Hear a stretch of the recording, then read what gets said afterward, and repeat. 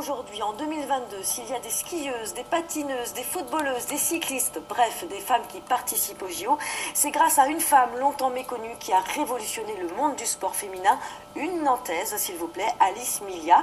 Son incroyable parcours est à découvrir dans un docu-BD. Laurent Lessoux, bonjour. Bonjour. Vous êtes l'auteur des pages documentaires de cet ouvrage. Alors, Alice Milia, c'est la première Française à avoir organisé des compétitions pour les femmes. C'est la première femme au monde seulement à avoir voulu organiser des compétitions pour toutes les femmes du monde entier dans les années 20. Elle s'est adressée au baron Pierre de Coubertin pour dire qu'il faudrait inclure les épreuves pour les femmes au JO. Il a dit non. Et elle a fait ses propres Jeux Olympiques uniquement pour les femmes qui ont eu lieu pendant 16 ans. Et oui, vous l'avez dit, on est dans les années 1920, on est face à un monde très misogyne. Non, pas très misogyne, parfaitement misogyne. Les femmes n'ont pas de place. Pour les premiers Jeux Olympiques en 1896, il n'y a aucune femme. Il y a quelques sports pour l'élite, notamment le tennis ou la voile qui viennent en 1900. Et en fait, pour l'athlétisme et tout ça, il n'y a aucune épreuve féminine. Vous avez parlé de Pierre de Coubertin. Il a eu des propos très durs, comme des femmes dans ces Jeux Olympiques, ce serait inintéressant, inesthétique et incorrect.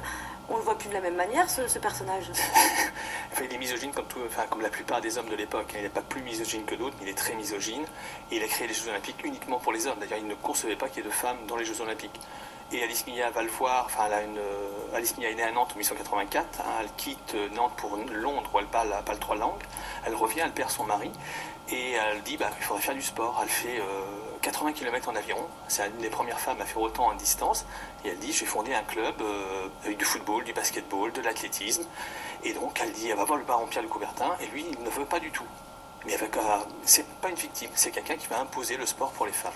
Et elle réussit à mettre en place des Jeux Olympiques féminins. Ouais, alors, il a interdit le terme olympique, ça va être des Jeux mondiaux en 1920-24, jusqu'en 1936, une date de triste mémoire, parce que c'est les Jeux Olympiques de Berlin. Est-ce qu'on peut dire qu'Alice Milia, elle avait finalement un siècle d'avance ? Oui, voilà, sans souci, c'est vraiment une femme au parcours exceptionnel. On sait très peu de choses de sa vie, parce qu'elle n'a pas parlé d'elle. Elle a beaucoup agi pour les autres. Quand elle a été malade, elle s'est retirée.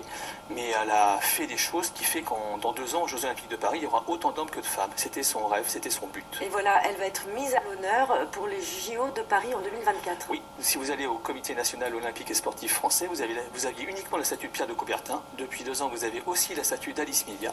Et il y aura une salle pour le taekwondo au badminton qui portera son nom. D'ailleurs, en France, il y a de plus en plus de gymnases qui portent son nom. Une incroyable Nantaise. Merci beaucoup Laurent Lessoux. Le docu BD Alice Milia, pionnière olympique, est donc à découvrir aux éditions Petit à Petit.